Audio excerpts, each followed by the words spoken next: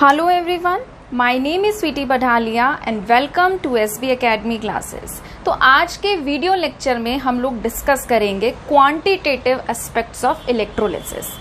अपने पिछले video lecture में हम लोगों ने डिस्कस किया था इलेक्ट्रोलिसिस, जिसमें हमने फर्दर डिस्कस किया था इलेक्ट्रोलिटिक सेल। वहां पे हम लोगों ने क्या चीज देखी थी कि हम लोगों के पास एक बीकर होता है और उस बीकर के अंदर हम लोग क्या लेते हैं, इलेक्ट्रोलाइट। दो इलेक्ट्रोड्स होती हैं, मेटल की रोड होती हैं, जिनको हम इलेक्ट्रोलाइट के अंदर डिप करते हैं और उसको हम फर्दर कनेक्ट कर देते हैं बैटरी से।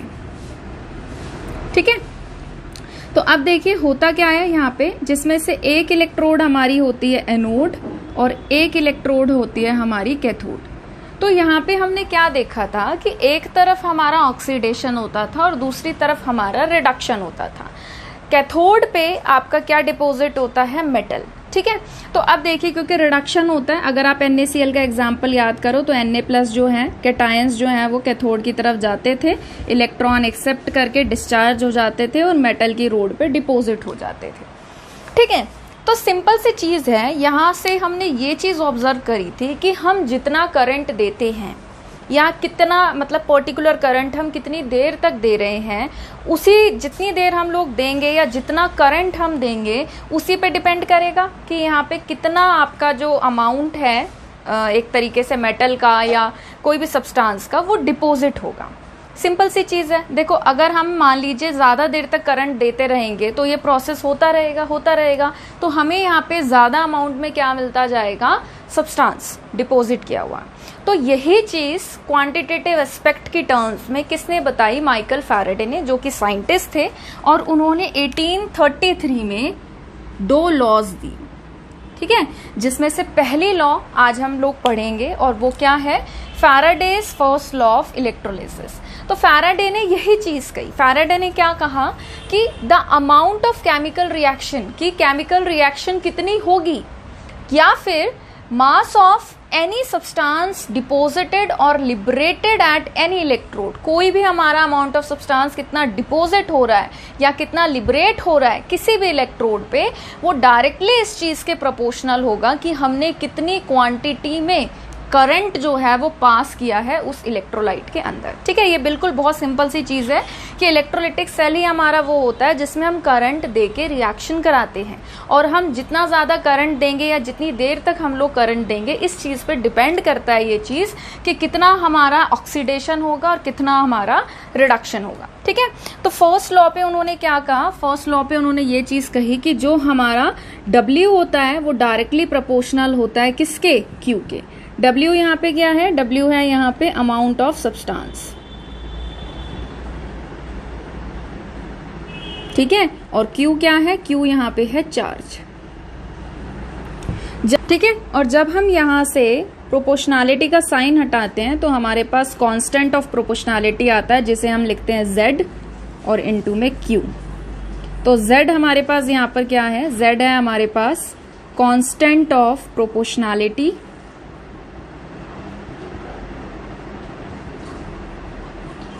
ठीक है, जिसको हम लोग क्या बोलते हैं, जिसको हम बोलते हैं इलेक्ट्रोकेमिकल इक्विवेलेंट। क्या बोलते हैं, इलेक्ट्रोकेमिकल इक्विवेलेंट। इसे आप इस तरीके से भी समझ सकते हैं, अगर हमारा चार्ज Q जो है वो 1 कूलाम्ब है, वो कितना है, 1 कूलाम्ब। तो यहाँ पे अगर हम Q की वैल्यू 1 कूलाम्ब पुट करते हैं तो यही हमारा W किसके बराबर आ जाता है, अमाउंट ऑफ सब्सटेंस डिपोजिटेड, ये हमारा बराबर आ जाता है इलेक्ट्रोकेमिकल इक्विवेलेंट। ठीक है, अब देखिए आप सभी को पता है कि चार्ज हमारा किसके बराबर होता है, करंट इंटू टाइम के। तो हम क्या लिख सकते हैं, I इंटू में T।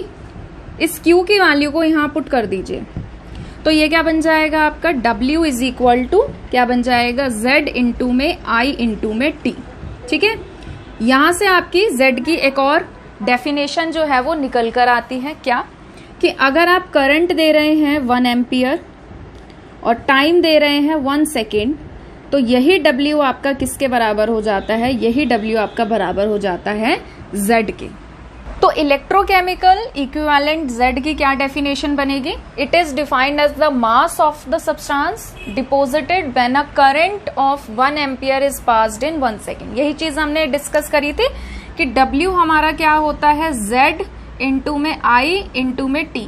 अगर आप करंट 1 एम्पियर दे रहे हैं, टाइम आपका 1 सेकेंड है, तो ये तो 1 हो गया, तो यही आपका किसके बराबर आ जाएगा, W के। तो कह रहे हैं कि it is defined as the mass, W हमने क्या माना है, मास। तो कह रहे हैं it is defined as the mass of substance deposited when a current of 1 ampere is passed in 1 second. ठीक है, 1 सेकेंड के लिए अगर आप 1 एम्पियर करंट जो है वो पास कराते हैं, तो जितना अमाउंट आपका डिपॉजिट हो रहा है वही क्या है, इलेक्ट्रोकेमिकल इक्विवेलेंट। साथ ही साथ इसकी दूसरी डेफिनेशन क्या है, the quantity of electricity equal to 1 coulomb is passed. ठीक है, जो हमने डिस्कस किया था कि W is equal to Z into में Q है, तो अगर आप 1 कूलम्ब चार्ज पास कराते हैं तो वही Z आपका किसके बराबर होता है, W के। ठीक है, तो आसान सी चीज है, आई थिंक इसमें तो आपको कोई दिक्कत नहीं आएगी। अब आप थोड़ी देर के लिए याद करिए इलेक्ट्रोलिटिक सेल को, जो हमने NaCl के लिए पढ़ा था। ठीक है, तो उसमें देखो होता क्या था कि हम NaCl लेते थे और NaCl में जब हम करंट पास कराते थे तो वो डिसोसिएट होता था Na+Cl- में, है ना। और हमने यहाँ पे क्या चीज देखी थी कि जब हम बात करते थे एनोड की, एनोड पे क्या होता था, याद करिए, एनॉक्स, ऑक्सीडेशन, और ऑक्सीडेशन का मतलब क्या होता है, लॉस ऑफ इलेक्ट्रॉन। ठीक है, तो क्लोराइड जो है वो क्या करता था, इलेक्ट्रॉन लूज करता था, क्लोरीन एटम बनाता था। फिर सिमिलरली एक और क्लोराइड आयन क्लोरीन लूज करता था, एक इलेक्ट्रॉन इजेक्ट करता था, है ना। और दोनों क्लोरीन एटम आपस में जुड़ के क्या बनाते थे, दोनों क्लोरीन एटम आपस में जुड़ के क्या बनाते थे, Cl2, जिसको हम कंपाइल करके क्या लिख देते थे, हम इसको कंपाइल करके लिख देते थे 2 क्लोराइड आयन है, Cl2 दे रहे हैं और 2 इलेक्ट्रॉन इन्वॉल्व हो रहे हैं। इतनी बात क्लियर है? ठीक है, अगर हम बात करें उसकी कैथोड की, एट कैथोड, कैथोड पे हमारा क्या होता था, रेड कैट रिडक्शन, यानी कि गेन ऑफ इलेक्ट्रॉन। ठीक है, तो यहां पे किसके पास कमी होती थी, सोडियम के पास। ये क्या करता था, 1 इलेक्ट्रॉन गेन करता था और क्या बनाता था, सोडियम एटम। तो अगर आप ध्यान से देखो सोशियोमेट्री को, अगर आप कंपेयर करो, आपको यहाँ पे क्या दिखाई दे रहा है कि आपका 1 मोल इलेक्ट्रॉन यूज हो रहा है क्या देने के लिए, 1 मोल सोडियम एटम देने के लिए। इसने क्या किया, जो आपका सोशियोमेट्री को अगर आप देखो तो यहाँ पे भी क्या है 1, यहाँ पे भी क्या है 1, तो 1 मोल इलेक्ट्रॉन जो है वो यूज हुए 1 मोल Na+ आयन का क्या कराने के लिए, रिडक्शन कराने के लिए। ठीक है, अब देखो अगर मैं एग्जाम्पल लूं कॉपर का, जैसे कॉपर आयन है, कॉपर सल्फेट, ये सब हम लोग लेते हैं, तो यहाँ पे देखो क्या है कि कॉपर आयन जो है 2 इलेक्ट्रॉन एक्सेप्ट करता है और क्या देता है, कॉपर एटम, Cu सॉलिड। ठीक है, अगर मैं बात करूं एल्यूमिनियम आयन की, Al3+, ये क्या करता है, 3 इलेक्ट्रॉन एक्सेप्ट करता है और क्या देता है, aluminium.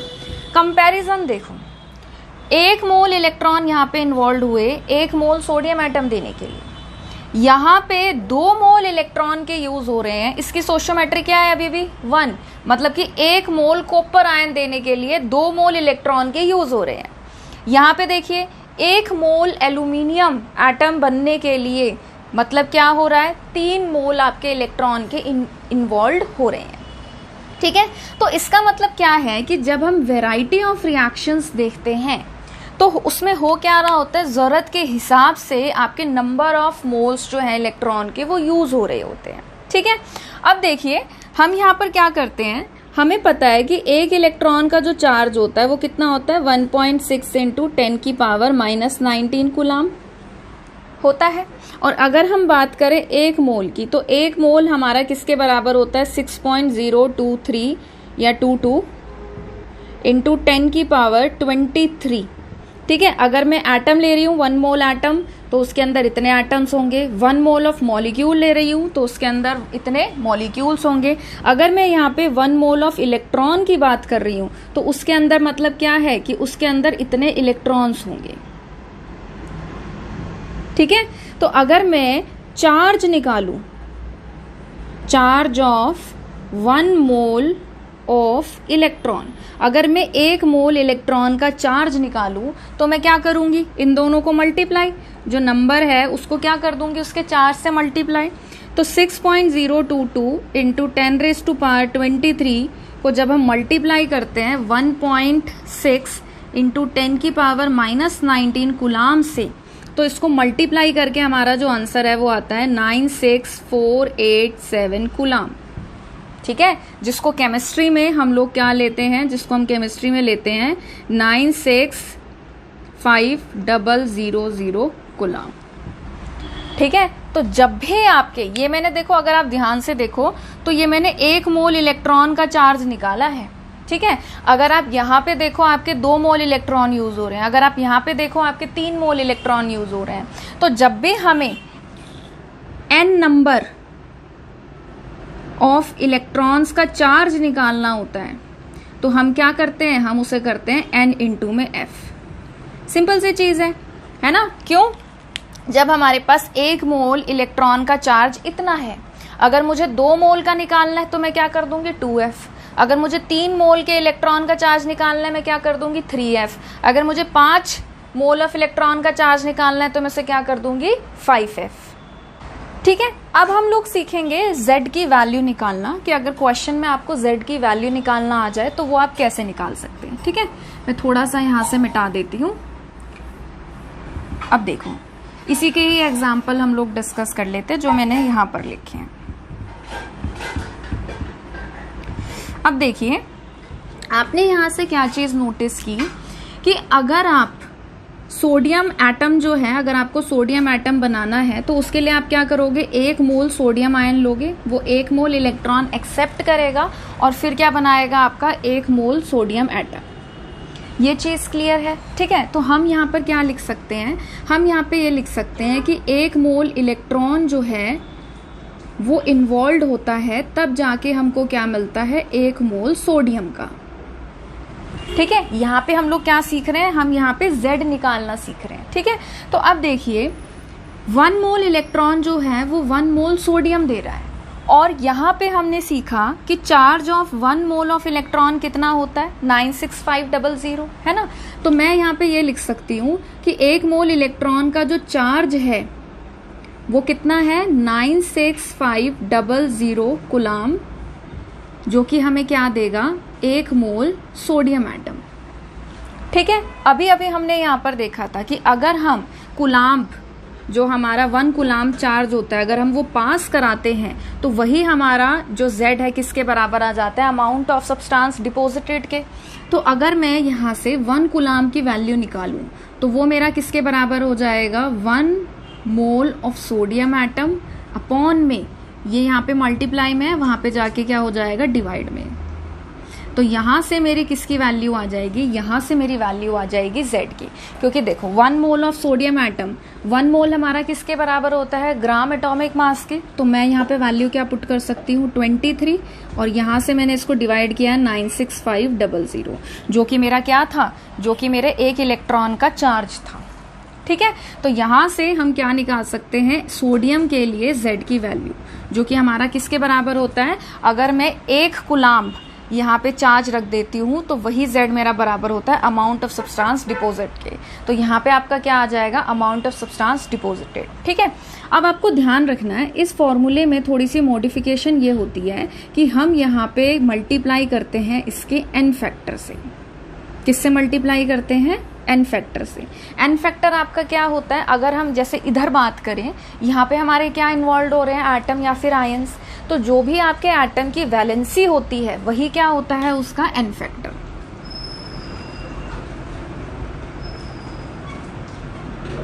Valency of an atom.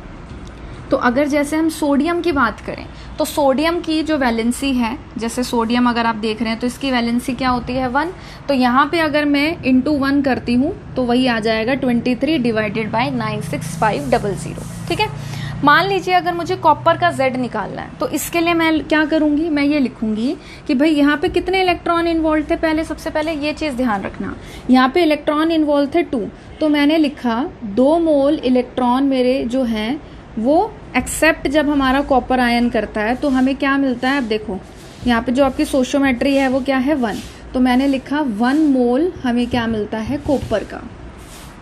ठीक है, अब 1 मोल इलेक्ट्रॉन का चार्ज इतना होता है, यहाँ पे आपको कितना दे रखा है 2 मोल, तो यानी कि क्या हो जाएगा ये 2 इंटू में 96500 कूलाम जब इन्वॉल्व होगा चार्ज तो हमें क्या मिलेगा 1 मोल ऑफ कॉपर आयन। ठीक है, और हमारा Z जो है वो W के बराबर तभी आता है जब हमारा चार्ज क्या होता है 1 कूलाम। से हमारा जो 1 कूलाम है उसकी वैल्यू क्या आ जाएगी 1 mole of copper divided by 2 into में 96500। ठीक है, और यही 2 क्या है, यही 2 क्या है इसका एन फैक्टर। ठीक है, यहाँ पे अगर आप देखो तो इसकी वैलेंसी क्या है 2+। अगर आप चाहो तो इसके वैलेंसी देख सकते हो, अगर आप चाहो तो इसके इलेक्ट्रॉन्स देख सकते हो। ठीक है, तो अब देखिए जैसे हमने ये कर लिया, अब इसी तरीके से हम एल्यूमिनियम का कर सकते हैं। एल्यूमिनियम के में देखिए 3 मोल इलेक्ट्रॉन इन्वॉल्व हो रहे हैं 1 मोल एल्यूमिनियम देने के लिए, तो हम क्या लिख सकते हैं 3 मोल इलेक्ट्रॉन किसके बराबर है 1 मोल एल्यूमिनियम के। ठीक है, अब हमें क्या पता है कि 1 मोल इलेक्ट्रॉन का चार्ज जितना होता है तो 3 मोल का कितना होगा मल्टीप्लाई बाय दैट, है ना। तो ये हो जाएगा 3 इंटू में 96500 गिव्स 1 मोल ऑफ एल्यूमिनियम। तो यहाँ से जब आप 1 कूलाम की वैल्यू निकालोगे तो वो क्या आ जाएगा 1 mole of aluminium divided by 3 into में 96500। ठीक है, अब देखो ये 3 क्या है, ये 3 इसका चार्ज है, इसका एन फैक्टर है। ठीक है, अब आप 1 मोल की जगह यहाँ पे क्या पुट कर सकते हो इसका एटॉमिक मास। ये ध्यान रखना अगर कोई मॉलिक्यूल हो जैसे क्लोरीन Cl2 वगैरह आ जाता है तो वहाँ पे आपको मॉलिक्यूलर मास पुट करना है, एटम है तो एटॉमिक मास पुट करना है। एल्यूमिनियम के लिए कितना हो जाएगा आपका 27। ठीक है, तो अब हम क्या करते हैं, अब देखो बार बार तो ये सब चीज़ें नहीं कर सकते। अब अगर मान लो आप कोई कॉम्पिटिटिव एग्ज़ाम दे रहे हो या आप कोई नॉर्मल अपना पेपर भी दे रहे हो स्कूल का, तो आप इतना टाइम तो वेस्ट नहीं कर सकते अगर आपके पास टाइम नहीं है। तो हम डायरेक्टली क्या बना देते हैं, हम इसका फॉर्मूला बना देते हैं कि 1 कूलाम हमारा किसके बराबर होता है, 1 कूलाम हमारा बराबर होता है एटॉमिक मास के, अगर मॉलिक्यूल है तो मॉलिकुलर मास। ठीक है, डिवाइडेड बाय 96500 इंटू में एन फैक्टर। तो ये फॉर्मूला आप याद रख सकते हैं Z की वैल्यू निकालने के लिए। ठीक है, अब यहाँ तक जो हमने पढ़ा है आई थिंक आपको बात क्लियर होगी होगी। अब यहीं से जो भी हमने चीज़ें सीखी हैं इसको यूज़ करके हम कुछ नए फॉर्मूले जो हैं वो निकालेंगे। ठीक है, तो आपको आराम से समझ में आ जाएगा, कोई दिक्कत नहीं आएगी। तो जिसकी रिक्वायरमेंट है मैं उसको अभी के लिए फ़िलहाल छोड़ देती हूँ ऐसे। ठीक है, तो अब देखिए यहाँ तक हम लोगों ने क्या चीज़ सीखी। हमने यहाँ पर ये चीज़ सीखी कि W हमारा किसके बराबर होता है Z इंटू में Q के, है ना। और यहाँ पे ये जो हमने फॉर्मूला बनाया था ये हमने किसके लिए बनाया था, ये हमने Z के लिए बनाया था।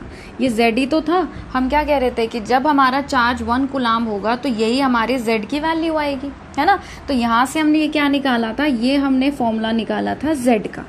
तो इस Z की वैल्यू को हम लोग यहाँ पर पुट कर रहे हैं, तो ये क्या बन जाएगा, ये बन जाएगा आपका एटॉमिक मास। आपको बहुत ध्यान रखना है, अगर मॉलिक्यूल हो तो इसी एटॉमिक मास को आप रिप्लेस कर देंगे किससे, मॉलिकुलर मास से। ठीक है, एटॉमिक मास अपॉन में 96500 इंटू में क्या है आपका एन फैक्टर, जो वैलेंसी है या फिर जो इलेक्ट्रॉन इन्वॉल्व हो रहे हैं, और ऊपर क्या है Q। ठीक है, अब हमें क्या पता है कि जो Q होता है हमारा वो क्या होता है IT, मैंने मिटा दिया। Q करंट, चार्ज जो है वो हमारा क्या होता है करंट इनटू में टाइम। तो इस Q की वैल्यू को यहाँ पुट कर देते हैं, तो ये क्या आ जाएगा एटॉमिक मास इनटू में आपका करंट इनटू में टाइम अपॉन में 96500 इनटू में एन फैक्टर। ठीक है, तो यहाँ से आप क्या कर सकते हो, इस फॉर्मूले को यूज़ कर सकते हो। अगर आपको क्वेश्चन में क्या पूछा है, अमाउंट ऑफ सब्सटेंस निकालना पूछा है, तो डायरेक्ट इस फॉर्मूले को यूज़ करके आप यहाँ से W निकाल सकते हैं, पहली चीज़।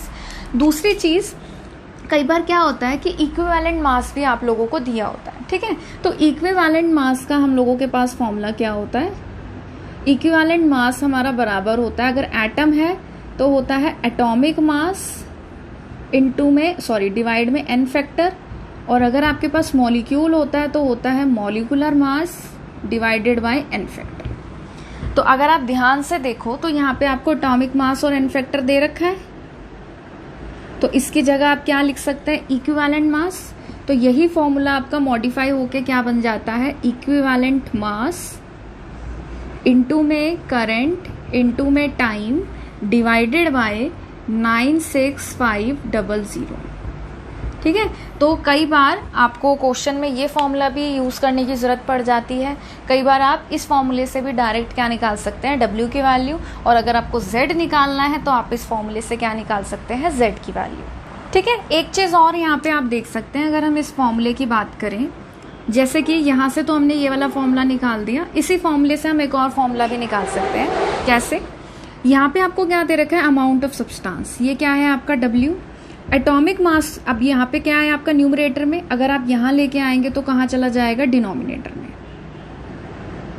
तो ये आपका क्या बन जाएगा, ये आपका बन जाएगा करंट इनटू में टाइम अपॉन 96500 इनटू में एन फैक्टर, ये बन जाएगा। ये क्या है आपका given mass, atomic mass, given mass upon atomic mass, या फिर given mass upon molecular mass किसके बराबर होता है, ये बराबर होता है आपके मोल्स के। तो यानी कि ये क्या आ जाएगा आपका, moles is equal to current into में टाइम डिवाइडेड बाय 96500 इनटू में एन फैक्टर। ठीक है, तो ये भी आपका क्या है, ये भी आपका एक फॉर्मूला है, इसको भी आप यूज कर सकते हैं क्वेश्चंस को सॉल्व करने के लिए। ठीक है, अब एक काम की बात है जिसे आप नोट करके लिख लीजिए। अगर आपको देखो, अभी तक हमने जितनी भी चीज़ें पढ़ी, अभी तक हमने क्या पढ़ा कि भाई हमारा मेटल अमाउंट जो सब्सटेंस है वो डिपॉजिट होगा तो हमें क्या मिलेगा, या हम उसको कैसे निकाल सकते हैं, कैसे सॉल्व कर सकते हैं। हमने इतने सारे फॉर्मूले भी यहाँ पर देखे। बट आपके साथ अगर आप देखो NaCl के फॉर्म में, अगर NaCl का एग्जाम्पल हम लोग देखें तो सोडियम जो है वो तो मेटल डिपॉजिट हो रहा है, बट दूसरे आपके रोड पे क्लोरीन गैस जो है वो लिबरेट हो रही है। तो अगर आपसे कोई गैस के टर्म्स में कोई पूछ रहा है कि गैस का वॉल्यूम निकालिए, या गैस के लिए कुछ भी आपसे पूछा जा रहा है, तो वहाँ पे आपको ध्यान रखना है कि गैस के लिए आप लोग क्या फॉर्मूला यूज़ करोगे, गैसेस के लिए हम लोग यूज़ करते हैं वॉल्यूम। ठीक है, तो वहाँ पे हम लोग क्या लिखेंगे, 1 मोल ऑफ एनी गैस किसके बराबर होती है, 1 मोल ऑफ एनी गैस, उसका वॉल्यूम किसके बराबर होता है, 22.4 लीटर। ये चीज़ आपको ध्यान रखनी है। और 1 लीटर आपका किसके बराबर होता है, 1 डेसीमीटर क्यूब के, और 1 ml आपका किसके बराबर होता है, 1 सेंटीमीटर क्यूब के। 1 लीटर के अंदर आपके कितने होते हैं, 1000 ml, यानी कि 1 लीटर के अंदर आपके कितने हुए, 1000 सेंटीमीटर क्यूब भी। ये चीज़ आपको समझ में आती है। तो इसी को अगर हम सेंटीमीटर क्यूब में भी लिख सकते हैं, क्योंकि देखो बहुत सारे क्वेश्चंस में ना आपको वॉल्यूम हमेशा ज़्यादातर मोस्टली आपको ना सेंटीमीटर क्यूब में ही मिलता है। तो यानी कि 1 मोल ऑफ एनी गैस अगर आप सेंटीमीटर क्यूब में लिखना चाह रहे हैं तो वो कितना हो जाएगा, 22.4 इंटू में 1000, यानी कि आपका क्या हो जाएगा, 22400 सेंटीमीटर क्यूब। तो 1 मोल में आपकी अगर आप सेंटीमीटर क्यूब में देखें तो क्या होता है, 22,400। ठीक है, वॉल्यूम सेंटीमीटर क्यूब में। और अगर आप लीटर्स में देख रहे हैं तो कितना होता है, 22.4 लीटर। बाकी सारी चीज़ें जो फॉर्मूले हैं वो सब कुछ सेम चलेगा, बस आपको इस चीज़ का ध्यान रखना है कि अगर आपको गैस के लिए कुछ पूछ लिया जाता है तो उसके लिए आप वॉल्यूम जो है उसको कंसीडर करते हो, और 1 मोल आपका एनी गैस STP पे, स्टैंडर्ड टेम्परेचर प्रेशर पे किसके बराबर होता है, 22.4 लीटर्स। ठीक है, अब कुछ बच्चे ऐसे होंगे जिनको डाउट आ रहा होगा कि अगर हम गैस हमें मिल गया, ठीक है, और STP की कंडीशन है, तब भी हमने ये वाला फॉर्मूला यूज़ कर लिया, 1 mole of any gas is equal to 22.4 litre. But अगर हमारे पास स्टैंडर्ड STP कंडीशन नहीं है, स्टैंडर्ड टेम्परेचर प्रेशर कंडीशन नहीं है, तब आपका जो 1 मोल, अगर आप जैसे सपोज आपको वॉल्यूम निकालना है, ठीक है, गैस का, तो आप कौन सी इक्वेशन यूज़ करेंगे, तब आप इक्वेशन यूज़ करेंगे PV is equal to nRT, और यहाँ से आप लोग क्या निकाल देंगे, वॉल्यूम। तो ये आपका क्या फॉर्मूला बन जाएगा, volume is equal to nRT by P। ठीक है, तो अगर आपको स्टैंडर्ड टेम्परेचर प्रेशर कंडीशन दे रखी है तो आप ये वाला फॉर्मूला यूज करेंगे वॉल्यूम के लिए। अगर आपको स्टैंडर्ड टेम्परेचर प्रेशर कंडीशन नहीं दे रखी है तो आप क्या यूज करेंगे, PV is equal to nRT। अब देखिए, अगर हम बात करें फैराडे के सेकेंड लॉ की, तो फैराडे के सेकेंड लॉ में उन्होंने क्या कहा कि अगर हम सेल लें, ठीक है, आप देख भी सकते हैं कि दोनों सेल में इलेक्ट्रोलाइट आपके क्या है, अलग अलग, तो यानी कि आपको प्रोडक्ट जो है वो भी क्या मिलेंगे, अलग अलग। AgNO3 कैसे टूटेगा, Ag प्लस NO3 माइनस में। कॉपर सल्फेट कैसे टूटेगा, Cu2 प्लस SO4 2 माइनस में। तो उन्होंने कहा कि अगर हम दो सेल लें, इलेक्ट्रोलिटिक सेल लें, अलग अलग बीकर में ले रहे हैं हम, ठीक है, और उसको हम कनेक्ट कर दें सीरीज से, तो जो भी आपके मेटल का वेट डिपॉजिट हो रहा है, जैसे कि हमने यहाँ पे क्या देखा कि यहाँ पे मेटल क्या है, सिल्वर, और यहाँ पे मेटल क्या है, कॉपर, ठीक है। दूसरे का भी हम निकाल सकते हैं, ऐसा नहीं कि दूसरे का नहीं निकाल सकते हैं, दूसरे का भी निकाल सकते हैं। तो उन्होंने क्या कहा कि जो भी अमाउंट डिपॉजिट हो रहा है वो किसके बराबर रहेगा, वो बराबर रहेगा equivalent mass of their respective, ठीक है। अब देखिए, अगर हम स्टेटमेंट की बात करें तो ये लॉ हमें क्या बताती है, when the same quantity of electricity is passed. अच्छा, एक चीज की बात आप देखो, हमने क्या किया है, हमने ये जो सेल है ये हमने सीरीज में लगाया है, ठीक है, और सीरीज में हम जो भी कोई चीज लगाते हैं तो उसमें क्या रहता है, करंट उसमें सेम ही रहता है।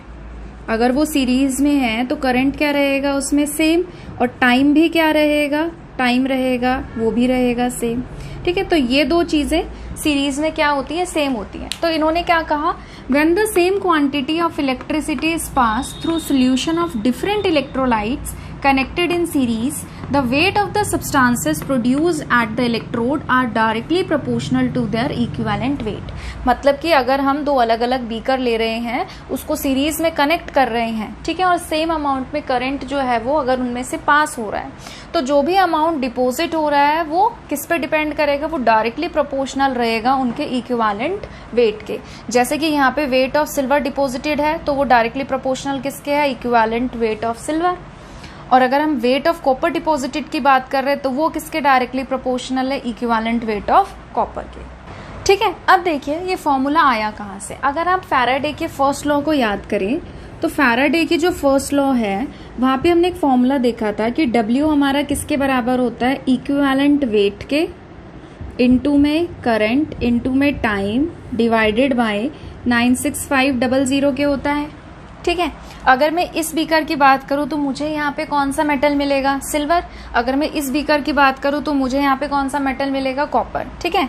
तो मैं क्या कर रही हूँ, एक बार मैं क्या निकाल रही हूँ, सिल्वर के लिए निकाल रही हूँ, वेट फॉर सिल्वर, तो वो क्या हो जाएगा, equivalent weight of silver into में I इनटू में T डिवाइडेड बाय 96500। ये पहली इक्वेशन बन गई। अगर मैं इस बीकर की बात करूं तो यहां से अगर मैं निकालना चाह रही हूं वेट ऑफ कॉपर, तो वो क्या बन जाएगा, वेट ऑफ कॉपर के लिए इक्वेशन बन जाएगी equivalent weight of copper into में करंट इनटू में टाइम डिवाइडेड बाय 96500। ये बन गई सेकेंड इक्वेशन, ठीक है। अगर हम इसको डिवाइड कर देते हैं तो आपको पता है weight of silver divided by weight of copper, equivalent weight of silver, equivalent weight of copper. अब आपको पता है क्योंकि ये सीरीज में कनेक्टेड था तो करंट और टाइम क्या रहेगा आपका, सेम रहेगा। तो करंट कट गया, टाइम कट गया, 96500 से 96500 कट गया, और यही आपका क्या आ गया, ऊपर वाला फॉर्मूला आ गया, ठीक है। अब देखिए एक एनसीईआरटी क्वेश्चन हम लोग डिस्कस करते हैं। A solution of copper sulphate is electrolysed for 10 minutes with a current of this. मतलब क्या कह रहे हैं कि हमारे पास एक सेल था जिसके अंदर हमने रोड लगा रखी थी, उस रोड को हमने क्या कर रखा था, बैटरी से कनेक्ट कर रखा था, ठीक है, और उसके अंदर जो हमने इलेक्ट्रोलाइट भर रखा था वो कौन सा भर रखा था, कॉपर सल्फेट। तो इन्होंने कहा कि हमने सेल के अंदर करंट दिया, और वो करंट कितना है, करंट हमने दिया 1.5 एम्पियर। कितनी देर के लिए दिया, टाइम था हमारा 10 मिनट्स, मतलब 10 मिनट के लिए हम लोगों ने 1.5 एम्पियर करंट जो है उस सेल में से पास कराया। अब ये कह रहे हैं what is the mass of copper deposited at the cathode, कि जो कैथोड है उस पे आपका कितना मास ऑफ कॉपर जो है वो जमा हो जाएगा। क्या फॉर्मूला बताया था कि जो भी आपका मास है, ठीक है, अगर एटम की बात करें तो एटॉमिक मास, मॉलिक्यूल की बात करें तो मॉलिक्यूलर मास।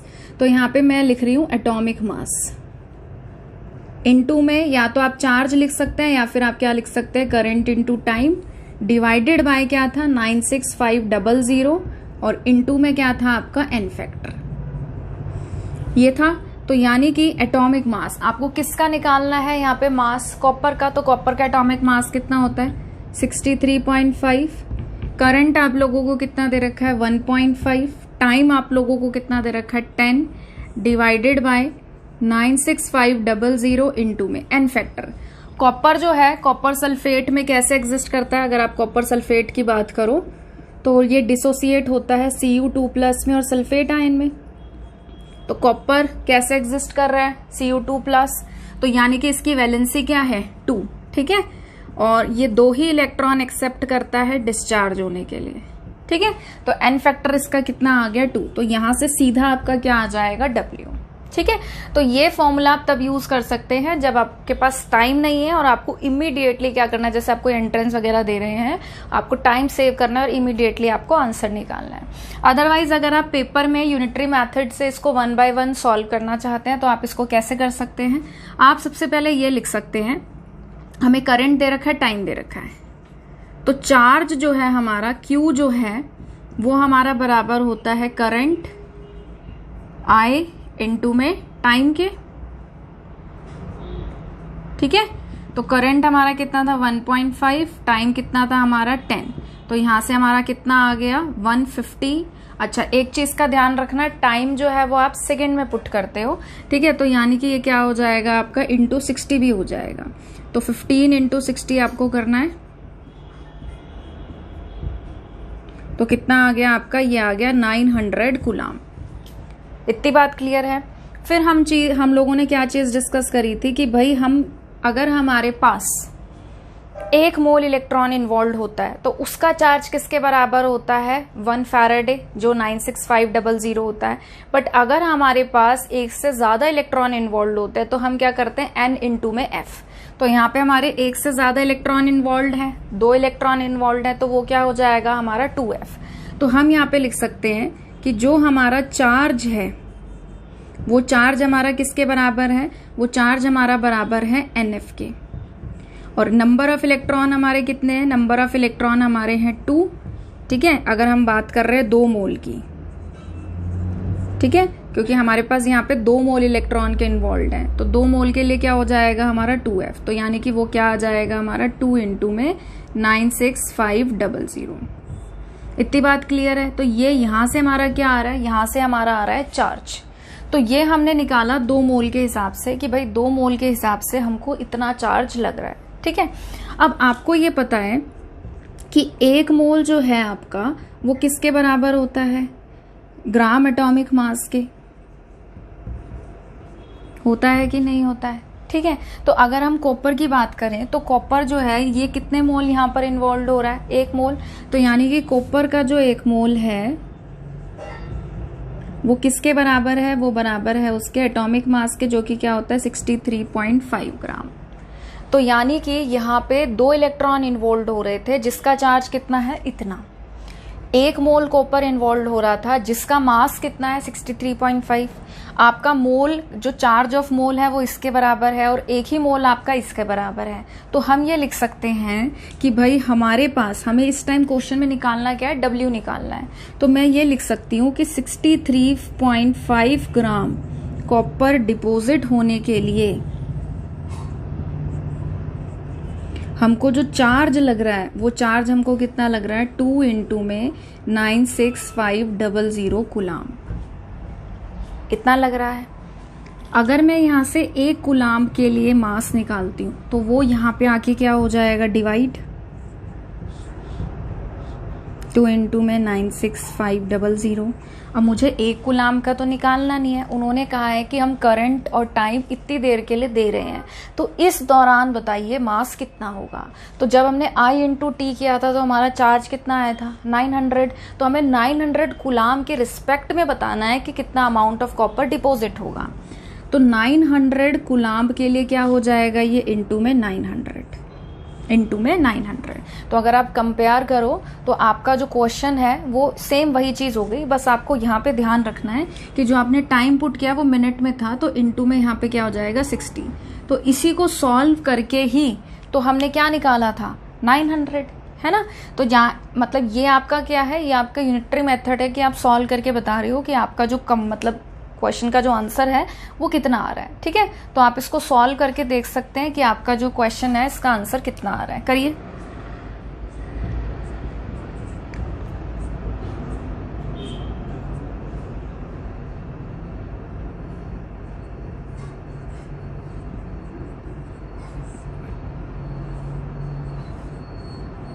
इसको सॉल्व करिए और देखिए कितना आंसर आ रहा है। जब आप इसको सॉल्व करेंगे तो सॉल्व करके आपका आंसर क्या आएगा, 0.2938 ग्राम। नेक्स्ट क्वेश्चन देखिए, if a current of 0.5 ampere flows through a metallic wire for 2 hours. ठीक है, कोई मेटालिक वायर है जिसके अंदर से 0.5 एम्पियर करंट आपका 2 घंटे के लिए कंडक्ट हो रहा है, ट्रेवल कर रहा है। Then how many electrons would flow through the wire. तो कह रहे हैं कि इस हिसाब से बताइए कि कितने इलेक्ट्रॉन्स जो हैं वो उस वायर में फ्लो कर रहे हैं। ठीक है, तो बहुत आसान सा है। देखिए, आपको क्या पता है, आपको पता है कि आपका जो चार्ज है वो किसके बराबर होता है, करंट इनटू टाइम के। तो आप क्या कर सकते हैं, करंट और टाइम से क्या निकाल सकते हैं, चार्ज। तो आपका जो करंट है वो है 0.5 एम्पियर, टाइम है आपका 2 आवर्स। तो इसको किस में चेंज करेंगे हम लोग, सेकेंड में। तो 2 इंटू में 60 क्या हो गया, मिनट में चेंज, फिर इंटू में 60 क्या हो गया आपका, सेकेंड में चेंज। तो आप इसको सॉल्व कर लीजिए। 0.5 इंटू 2 कितना हो जाएगा आपका 1, और ये कितना हो जाएगा आपका 3600। तो यहां से आपका जो चार्ज आ गया वो आ गया 3600 कूलाम। एक चीज क्लियर है। ठीक है, अब देखिए, याद करिए, इसी लेक्चर में जब हम लोग फैराडे की फर्स्ट लॉ पढ़ रहे थे तो फैराडे की फर्स्ट लॉ के टाइम पे हम लोगों ने ये चीज डिस्कस की थी कि अगर हम 1 मोल इलेक्ट्रॉन के चार्ज की बात करें तो वो कैसे आया था, 1 इलेक्ट्रॉन के चार्ज को हमने मल्टीप्लाई किया था एवोगैड्रो नंबर से। तो 1 मोल के इलेक्ट्रॉन का चार्ज कितना आया था, 96500। तो हम ये लिख सकते हैं कि जो हमारा 1 फैराडे है, मतलब कि 96500 कूलाम चार्ज जो है वो किसका होता है, एवोगैड्रो उसके बराबर होता है 6.023 इंटू 10 की पावर 23 इलेक्ट्रॉन्स। सिंपल सी चीज है ना। हमने क्या चीज डिस्कस की थी, हमने ये चीज डिस्कस की थी कि 1 इलेक्ट्रॉन का चार्ज कितना होता है, 1.6 इंटू 10 की पावर -19 कूलाम। और हमें ये पता है कि 1 मोल में हमारे कितने पार्टिकल्स होते हैं या कितने इलेक्ट्रॉन्स होते हैं, वो होते हैं हमारे इतने। ठीक है, तो जब हमने 1 मोल इलेक्ट्रॉन की बात की थी, 1 मोल ऑफ इलेक्ट्रॉन, तो 1 मोल ऑफ इलेक्ट्रॉन के लिए हमने क्या किया था, 1.6 इंटू 10 की पावर -19 इंटू 6.022 10 की पावर 23। तो इसको सॉल्व करके हमारा क्या आया था, 96500 कूलाम। तो 1 मोल ऑफ इलेक्ट्रॉन के अगर चार्ज की बात करें तो 1 मोल ऑफ इलेक्ट्रॉन का चार्ज कितना होता है, इतना। अगर मैं पूछूं 1 मोल में कितने इलेक्ट्रॉन होते हैं तो 1 मोल में इलेक्ट्रॉन होते हैं इतने। 1 मोल का चार्ज इतना, 1 मोल में इलेक्ट्रॉन इतने। जब ये दोनों 1 मोल है तो ये भी तो एक दूसरे के क्या हो गए, बराबर हो गए ना। तो हम क्या लिख सकते हैं कि 96,500 कूलाम में कितने इलेक्ट्रॉन्स हैं, 6.023 इंटू 10 की पावर 23 इलेक्ट्रॉन्स। तो 1 कूलाम में कितने होंगे, 1 कूलाम में आपके क्या होंगे, ये यहां से यहां के क्या चला जाएगा, डिवाइड में। ठीक है, पर हमें क्या इतने का निकालना है, हमें 1 कूलाम का निकालना है। हमें क्वेश्चन में कितने का निकालना है, हमें निकालना है 3600 कूलाम का। तो उसके लिए क्या हो जाएगा, इनटू में 3600। ठीक है, तो आप इसको सॉल्व करके आंसर निकाल सकते हैं। इसको सॉल्व करिए और देखिए क्या आंसर आ रहा है। जब आप इसको सॉल्व करेंगे तो आपका आंसर जो है वो कितना आएगा, 2.246 इंटू 10 की पावर 22 इलेक्ट्रॉन्स। मतलब कि अगर आप एक वायर में से 0.5 एम्पियर करंट पास कराते हैं 2 घंटे के लिए तो इतने इलेक्ट्रॉन्स जो है वो उस वायर में से क्या करेंगे, ट्रेवल करेंगे। चलिए अब नेक्स्ट क्वेश्चन देखते हैं। इन्होंने कहा है, कंसिडर करिए, आपको एक रिएक्शन दे रखी है और इन्होंने कहा है कि what quantity of electricity in coulombs. मतलब कि आपको क्या निकालना है, आपको निकालना है चार्ज। ठीक है, कि कितना चार्ज आपको लगेगा कूलाम में, needed to reduce 1 mole of dichromate ion. मतलब कि आपको Cr2O7 जो है उसका रिडक्शन कराने के लिए कितना जो है इलेक्ट्रिसिटी कूलाम में देना पड़ेगा। तो देखिए, सबसे पहले आपको क्या करना है, आपको यहाँ पे ये देखना है कि क्रोमियम डाइक्रोमेट आयन जो है वो आपका क्रोमियम में चेंज हो रहा है, तो एक्चुअल में इलेक्ट्रॉन कितने इन्वॉल्व हो रहे हैं, इस चीज का आपको खास ध्यान रखना है। तो सबसे पहले हम लोग क्या करेंगे, इसका निकालेंगे ऑक्सीडेशन स्टेट। ठीक है, अब देखिए डाइक्रोमेट का मुझे ऑक्सीडेशन स्टेट निकालना है, क्रोमियम का तो मुझे पता ही करना है कि इसका ऑक्सीडेशन स्टेट क्या है, तो मैं इसको क्या मानूंगी, x। अब क्रोमियम यहाँ पे कितनी बार है, 2 बार, तो क्या हो जाएगा, 2 टाइम्स है तो 2x, प्लस में ऑक्सीजन कितनी बार है, 7। ऑक्सीजन जो है यहाँ पे ऑक्साइड की फॉर्म में एग्जिस्ट करता है, तो ऑक्सीजन पे कैसा चार्ज होता है, ऑक्सीजन पे चार्ज होता है -2। ऑक्सीजन 3 फॉर्म में एग्जिस्ट करता है, कौन कौन सा, ऑक्साइड, पर ऑक्साइड, सुपर ऑक्साइड। तो इस टाइम ये कैसे एग्जिस्ट कर रहा है, ऑक्साइड की फॉर्म में, इज इक्वल टू ओवरऑल इस पे चार्ज कितना है, -2। तो यहां से आप निकाल लीजिए x की वैल्यू, 7 को -2 से करेंगे 14, ये वहां पे जाके क्या हो जाएगा, प्लस का, और आपका जो वैल्यू है x की वो कितनी आ जाएगी, वो आ जाएगी प्लस का 6। मतलब कि जो ऑक्सीडेशन स्टेट है वो कितना है यहाँ पे +6। पर ये आपको ध्यान रखना है क्या, कि यहाँ पे आपने x की वैल्यू निकाली है, 2x की वैल्यू नहीं निकाली है। और देखो यहाँ पे आपको 2x दे रखा है, ठीक है, तो खास ध्यान रखना है कि एक एटम का, क्रोमियम के एक एटम के रिस्पेक्ट में अगर हम देखें तो +6 का ऑक्सीडेशन स्टेट आ रहा है। वो चेंज किस में हो रहा है, यहाँ पे इसका ऑक्सीडेशन स्टेट कितना है, +3। मोनोवेलेंट जो आयन होते हैं उनका चार्ज ही उनका ऑक्सीडेशन स्टेट होता है, तो +6 से +3 में जा रहा है। तो मैंने लिखा कि जो डाइक्रोमेट आयन है वो किस में जा रहा है, क्रोमियम का कितना है, +3, और इसका कितना है, +6। पर हम जब ओवरऑल देखते हैं कि कितने इलेक्ट्रॉन इन्वॉल्व हो रहे हैं, हम क्या करते हैं, अदर एटम को बैलेंस करते हैं। ठीक है, तो यहाँ पे क्रोमियम कितना है, 2, तो यहाँ पे भी क्रोमियम कितना हो जाएगा, 2।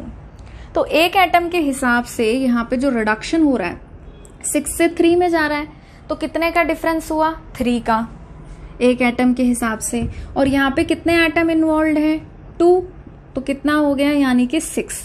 तो जो डिफरेंस है चार्ज का वो कितने का है, 6 का। अब यानी कि अगर डिफरेंस 6 का है तो इलेक्ट्रॉन भी कितने इन्वॉल्व होंगे रिडक्शन के लिए, 6।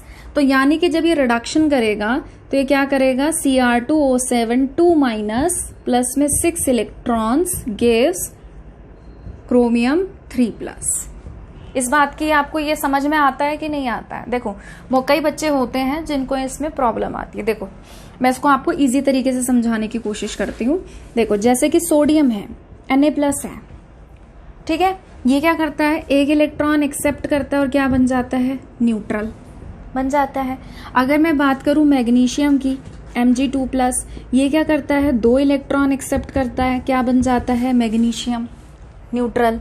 अगर मैं बात करूं क्रोमियम की, डाइक्रोमेट आयन की, तो डाइक्रोमेट आयन जो है, सबसे पहले आप देखो ये क्रोमियम 3+ में चेंज हो रहा है, ठीक है, एक एटम की बात की, तो यहां पे था +6, यहां पे था +3, मतलब कि +6 से अगर +3 हो रहा है तो इसने 3 इलेक्ट्रॉन एक्सेप्ट करे। ऑब्वियस सी बात है ना, 3 इलेक्ट्रॉन यहाँ के 3+ चार्ज को न्यूट्रल कर देंगे, डिस्चार्ज कर देंगे, फिर प्लस का 3 बचेगा। बट अगर हम जब भी चार्ज निकालते हैं या टोटल इलेक्ट्रॉन निकालते हैं तो हम एटम्स को बैलेंस करते हैं। तो आप ध्यान से देखो, यहाँ पे मैंने सिर्फ एक क्रोमियम का डिफरेंस लिखा है, पर जो आपकी ओवरऑल रिएक्शन है उसमें क्रोमियम कितने हैं, 2 है। तो अगर एक और बार क्रोमियम 3+ में ये रिड्यूस होगा, ठीक है, तो यहाँ पे तो इसका अभी भी ऑक्सीडेशन स्टेट कितना है, यहाँ पे इसका अभी भी ऑक्सीडेशन स्टेट है +6, ठीक है, +6, इसका कितना है +3, तो फिर से +6 से +3 जाने में कितने इलेक्ट्रॉन इन्वॉल्व हो रहे हैं, 3। समझ रहे हो। तो यानी कि जो आपका डाइक्रोमेट आयन है, आप ये चीज का ध्यान रखना, ये मत सोचना कि ये 2 हो गया है। एक्चुअल में मैं आपको ये बताने की कोशिश कर रही हूँ कि यहाँ पे आपके 2 एटम इन्वॉल्व हैं, इसको हमने कलेक्टिवली एक ही बार लिख दिया, जबकि यहाँ पे आपके 2 आयन्स इन्वॉल्व हैं, ठीक है। तो आपको इस चीज का ध्यान रखना है कि जब हमने यहाँ से +6 की वैल्यू निकाली थी वो एक एटम के हिसाब से निकाली थी, x की वैल्यू निकाली थी, जबकि अगर आप 2x देखो तो 2x कितना है, 2x है आपका 12। इसको आप इस तरीके से भी समझ सकते हो, ये शायद आपको कंफ्यूज कर देगा। आप इसको ऐसे देख लो कि अगर मैं 2x की वैल्यू देखूं तो 2x की वैल्यू कितनी है, 12, ठीक है। और यहां पे देखो अगर आप देखो एक क्रोमियम पे +3 है ना, 2 क्रोमियम पे कितने हो जाएंगे +6, क्रोमियम 3 प्लस क्रोमियम 3 प्लस कितना हो गया +6, +12 से +6 में अगर आप जा रहे हो तो कितने का डिफरेंस आया 6 का। तो यानी कि 6 इलेक्ट्रॉन जब ये ऐड करेंगे इसमें तो ये 6 इलेक्ट्रॉन इसके 6 प्लस को न्यूट्रलाइज कर देंगे और बाकी का जो +6 है वो बच जाएगा। आई थिंक अब आपको क्लियर हो गया होगा, ठीक है। तो ये मैं आपको समझा रही थी कि यहां से आपने क्या निकाला, यहां से आपने करेक्ट नंबर ऑफ इलेक्ट्रॉन निकाला। बहुत सारे बच्चे क्या करते हैं +3 आंसर जो है इसका रिपोर्ट कर देते हैं। अगर आपको यहाँ पे यही वाली बात समझ में आ गई थी तो आप इसको भी कर सकते हैं, तो सबसे बेस्ट मेथड है। ओके, अब देखो इन्होंने कहा है कि अगर हम इसके 1 मोल की बात करें, मतलब कि इसके 1 मोल का अगर हमें रिडक्शन कराना है तो हमें कितनी इलेक्ट्रिसिटी की नीड होगी। इलेक्ट्रॉन्स हमें यहाँ पे पता करने थे, ठीक है। तो मैंने आपको बताया भी था कि जब भी हमें चार्ज निकालना होता है तो चार्ज निकालने का फॉर्मूला क्या होता है NF। F क्या है 96500 फैराडे, जो कि आपके 1 मोल इलेक्ट्रॉन का क्या होता है चार्ज। पर यहाँ पे आपके इलेक्ट्रॉन कितने इन्वॉल्व हो रहे हैं 6 मोल। तो 6 मोल के लिए आपका कितना हो जाएगा, 6 मोल के लिए आपका हो जाएगा 6F। सिंपल सी चीज है, ये चीज आती है ना समझ में। देखो 1 मोल ऑफ इलेक्ट्रॉन वो क्या आता था हमारा 1, मतलब 1 इलेक्ट्रॉन के चार्ज को हम मल्टीप्लाई करते थे एवोगैड्रो से। तो इसको सॉल्व करके हमारा क्या आता था 96500 कूलाम, ये आता था 1 मोल के लिए। तो 1 मोल के लिए अगर मेरा जो चार्ज है 1 मोल ऑफ इलेक्ट्रॉन वो 96500 कूलाम है, और यहाँ पे अगर मेरे इसका तो देखो अभी भी 1 ही हो रहा है, ठीक है, 1 मोल यूज हो रहा है, जबकि इसके कितने हो रहे हैं 6 मोल। तो 6 मोल इलेक्ट्रॉन यूज करने के लिए जो मेरा चार्ज होगा वो कितना हो जाएगा 6 इंटू में 96500 कूलाम, है ना। तो मैंने वही लिखा है कि चार्ज मेरा क्या आएगा 6F। तो बस इसको सॉल्व कर लो और आपका जो है वो क्या आ जाएगा, आंसर आ जाएगा। आपको मतलब मेनली इस क्वेश्चन में ये चीज पता करनी थी, क्योंकि इलेक्ट्रॉन आपके सही आने चाहिए, तभी आपका जो चार्ज है वो क्या आएगा, सही आएगा, ठीक है। तो इसको सॉल्व करके देखो कितना आ रहा है।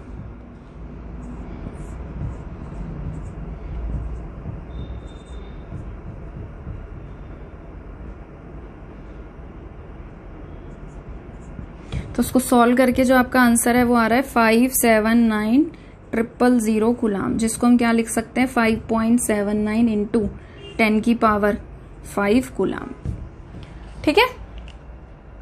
ठीक है, अब हम नेक्स्ट क्वेश्चन डिस्कस करते हैं। ये भी आपका एनसीईआरटी क्वेश्चन है। ये क्वेश्चन आपका होमवर्क है, बस मैं आपको थोड़ी सी हेल्प कर देती हूँ, बता देती हूँ कि ये आपको कैसे करना है, अदरवाइज मल्टीप्लीकेशन वाला पार्ट आप खुद कर लेना। How much charge is required for the following, ठीक है। अब देखो सब में आपको क्या निकालना है, चार्ज निकालना है, और आपको क्या पता है चार्ज निकालने का फॉर्मूला क्या होता है NF। F जो है फैराडे, उसकी तो वैल्यू आपको पता ही है। तो हर पार्ट में आपको क्या निकालना है, N की वैल्यू, मतलब कि नंबर ऑफ इलेक्ट्रॉन आपको पता करने हैं। तो देखो इसमें तो आपको पता ही चल रहा है कि एल्यूमिनियम 3+ है, अगर वो न्यूट्रल हो रहा है, एल्यूमिनियम में जा रहा है, तो कितने इलेक्ट्रॉन एक्सेप्ट करेगा। ऑब्वियस सी बात है 3 इलेक्ट्रॉन ये एक्सेप्ट करेगा। तो +3 का मतलब क्या है, इसके पास 3 इलेक्ट्रॉन की कमी है। तो जब इसको 3 इलेक्ट्रॉन मिल जाएंगे ये क्या हो जाएगा, न्यूट्रल। तो पहले केस में N की वैल्यू क्या आ गई 3, तो आपका जो चार्ज है वो क्या हो जाएगा 3F। तो आप इसको सॉल्व कर लेना, 3 इंटू में 96500 कूलाम, तो आपका फाइनल आंसर आ जाएगा। सेकेंड पार्ट देखिए, कॉपर आयन का कॉपर में चेंज हो रहा है, तो कितने इलेक्ट्रॉन एक्सेप्ट करेगा न्यूट्रल होने के लिए, 2। तो यानी कि ये आपका क्या आ जाएगा 2F। तो आपका 2 इंटू में 96500 आप कर देना, आपका क्या आ जाएगा आंसर। थर्ड पार्ट है, पर मैग्नेट आयन आपको दे रखा है, ठीक है, और आपका ये किस में चेंज हो रहा है, ये आपका चेंज हो रहा है Mn2+ में। तो यहां से आपको क्या करना है, पहले ऑक्सीडेशन स्टेट निकालना है मैग्नीज का। तो जिसका निकालना है उसे X मानेंगे। ऑक्सीजन कितनी बार है, 4 बार। ऑक्सीजन पे चार्ज कितना होता है -2, ओवरऑल कितना है -1। तो आपके जो X की वैल्यू है वो कितनी आ गई, +7। तो +7 से +2 में वो चेंज हो रहा है, तो कितने का डिफरेंस आ रहा है, 7 से 5 में 7 से 2 में जा रहा है, तो 5 का डिफरेंस आ रहा है। तो मतलब कि ये 5 इलेक्ट्रॉन एक्सेप्ट कर रहा है। 7 इलेक्ट्रॉन की कमी थी जिसमें से 5 इसको मिल गए, अभी भी कितनी कमी बची, 2 की, तो यानी कि वो आ गया प्लस का 2। तो यहां से आपका जो चार्ज है, मतलब आपको पता चल गया कि इलेक्ट्रॉन की वैल्यू कितनी है 5, तो कितना हो जाएगा 5f। तो 5 इंटू में 96500, इसको आप सॉल्व कर लेना, आपका आंसर आ जाएगा।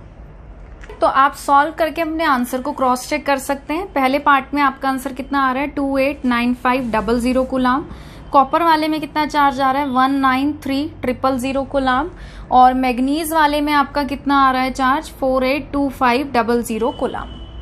नेक्स्ट क्वेश्चन देखिए, how much electricity in terms of Faraday is required to produce. ठीक है, तो आपको क्या बताना है, यहाँ पे आपको इलेक्ट्रिसिटी बतानी है फैराडे की टर्म्स में कि कितनी लगेगी to produce 20 gram of calcium from molten CaCl2। ठीक है, तो सबसे पहले आप लोग क्या किया करो, आपको क्या दे रखा है कैल्शियम क्लोराइड। आप सबसे पहले ये देखो कि कैल्शियम क्लोराइड में कैल्शियम कैसे एग्जिस्ट कर रहा है। ठीक है, तो इसको तोड़ दो, डिसोसिएट कर दो, तो ये डिसोसिएट होके क्या करेगा, कैल्शियम 2+ देगा और 2 क्लोराइड आयन देगा। तो आपको मतलब किससे है, आपको मतलब है कैल्शियम से। तो कैल्शियम 2+ से कैल्शियम बनाना है, तो 2+ से डिस्चार्ज अगर ये हो रहा है, न्यूट्रल हो रहा है, तो कितने इलेक्ट्रॉन एक्सेप्ट करेगा 2, है ना। 2+ है, 2 इलेक्ट्रॉन की कमी है, तो 2 इलेक्ट्रॉन एक्सेप्ट करके न्यूट्रल हो जाएगा। तो आपको नंबर ऑफ इलेक्ट्रॉन पता चल गए कि यहाँ पे कितने इन्वॉल्व हो रहे हैं, 2 हो रहे हैं। अब आपको ये पता है कि जब भी हम चार्ज निकालते हैं, ठीक है, अगर मैं बोलूं आपसे 1 मोल ऑफ इलेक्ट्रॉन का चार्ज कितना होता है, तो वो होता है 96500 कूलाम, इतना होता है। अब यहाँ पे आपके इलेक्ट्रॉन कितने इन्वॉल्व हो रहे हैं 2, तो 2 मोल ऑफ इलेक्ट्रॉन के लिए आपका चार्ज कितना हो जाएगा 2 इंटू में दिस। ठीक है, तो हम इसको कैसे लिख सकते हैं, अब क्योंकि मुझे फैराडे की टर्म्स में बताना है तो मैं इसको फैराडे ही लिख रही हूं, तो मैंने लिख दिया 2f। इतनी बात क्लियर है। अब आपको ये पता चल गया कि इसका 1 मोल यूज हो रहा है, इसका 1 मोल बन रहा है, और इसका भी 1 मोल लग रहा है। सॉरी, इसके कितने लग रहे हैं आपके 2 मोल, तो ये 2 मोल लग रहा है और ये 1 मोल बन रहा है। ठीक है, अब देखिए अगर हम बात करें कैल्शियम की, तो कैल्शियम के अगर हम चार्ज की बात करें, ठीक है, आप चार्ज भी छोड़ो, आपको ये पता है कि 1 मोल हमारा किसके बराबर होता है, हमारा 1 मोल बराबर होता है ग्राम एटॉमिक मास के। अगर मैं कैल्शियम की बात करूं तो कैल्शियम का ग्राम एटॉमिक मास लिखा जाएगा, तो वो कितना होता है, कैल्शियम का मास होता है 40 ग्राम। तो आपको ये पता चल गया कि 40 ग्राम जो है, ठीक है, आपका क्या है ग्राम एटॉमिक मास, वो 1 मोल के बराबर है। और कैल्शियम का 1 मोल बनने के लिए जो आपको चाहिए चार्ज, वो कितना चाहिए 2f। ऑटोमेटिकली जब 1 mole calcium ion 2 mole electron accept करेगा तभी तो ये 1 मोल बनेगा। तो यानी कि आपका जो चार्ज है वो 2f है और जो मास है वो 40 है। तो यानी कि 40 ग्राम मास जो है वो कितने चार्ज के बराबर है 2f के। यहां से आप निकालिए 1 ग्राम, 1 ग्राम मास का जो चार्ज होगा वो क्या हो जाएगा, ये वहां जाके क्या हो जाएगा डिवाइड, तो हो जाएगा 2f डिवाइड बाई 40। अब क्या आपको 1 ग्राम का पूछा है, नहीं, आपको क्वेश्चन में कितने का पूछा है 20 का। तो 20 ग्राम के मास के लिए आपका जो चार्ज है वो कितना हो जाएगा, दिस टर्म मल्टीप्लाई बाई 20। तो आपका जो आंसर है वो क्या आ गया 1 फैराडे। ठीक है, कि भाई अगर हमें 20 ग्राम कैल्शियम बनाना है मोल्टन कैल्शियम क्लोराइड से, तो हमें जो इलेक्ट्रिसिटी फैराडे की टर्म्स में लगेगी वो कितनी लगेगी 1 फैराडे। ठीक है, बी पार्ट देखिए, बी पार्ट है कि अगर आपको एल्यूमिनियम ऑक्साइड से एल्यूमिनियम बनाना है 40 ग्राम, तो आपको कितनी इलेक्ट्रिसिटी लगेगी, किसके टर्म्स में, फैराडे के टर्म्स में। निकाल सकते हो, बिल्कुल डिट्टो आपका सेम ऐसे ही होगा। एल्यूमिनियम ऑक्साइड में सबसे पहले आप ये देखो एल्यूमिनियम कैसे एग्जिस्ट कर रहा है, तो ये एग्जिस्ट कर रहा है 2 टाइम्स एल्यूमिनियम 3+ प्लस में 3 टाइम्स ऑक्सीजन 2-, ऐसे डिसोसिएट होगा। ठीक है, अब आप क्या लिख सकते हो, अब आप सबसे पहले इसका वो निकाल लो कि कितने इलेक्ट्रॉन इन्वॉल्व है। तो एल्यूमिनियम का यहाँ पे क्या निकालेंगे आप, ऑक्सीडेशन स्टेट। ठीक है, एल्यूमिनियम का 2x माना, ऑक्सीजन 3, चार्ज कितना होता है -2, ओवरऑल कुछ चार्ज नहीं है तो इक्वल टू 0। तो यहां से आपके जो x की वैल्यू है वो आ जाएगी कितनी आ गई, प्लस का 3। ठीक है, अब वही सेम चीज है कि आपने x की वैल्यू निकाली है, 2x के टर्म्स में देखो तो कितना है, प्लस का 6, और किस में चेंज हो रहा है, प्लस का 3 में। तो इलेक्ट्रॉन कितने इन्वॉल्व हो रहे हैं, 3। तो नंबर ऑफ इलेक्ट्रॉन्स जो है आपके वो कितने आ गए, नंबर ऑफ इलेक्ट्रॉन्स आ गए आपके 3। ठीक है, अब देखिए हम इसके लिए कैसे निकाल सकते हैं, हम इसके लिए लिख सकते हैं कि भाई अगर हम चार्ज की बात करें तो चार्ज जो है हमारा मतलब 1 मोल ऑफ इलेक्ट्रॉन का जो चार्ज है वो होता है F। कितने इलेक्ट्रॉन इन्वॉल्व हो रहे हैं, 3। तो 3 मोल ऑफ इलेक्ट्रॉन के लिए कितना चार्ज है, 3F। अगर हम 1 मोल मास की बात करें तो एल्यूमिनियम का मास कितना होता है, 27। ठीक है, तो हम यहाँ पे लिख सकते हैं 1 mole of aluminium is equal to कितना, 27 ग्राम। तो 27 ग्राम जो है उसके लिए आपका कितना लग रहा है, आपका लग रहा है 3F। 1 ग्राम के लिए कितना लगेगा, 3F बाई 27। और क्वेश्चन में कितना पूछा है, क्वेश्चन में पूछा है 40 ग्राम के लिए। तो 40 ग्राम के लिए कितना हो जाएगा आपका, 3F डिवाइडेड बाई 27 इंटू में 40। ठीक है, तो इसको सॉल्व कर लीजिए, आपका आंसर जो है वो आ जाएगा।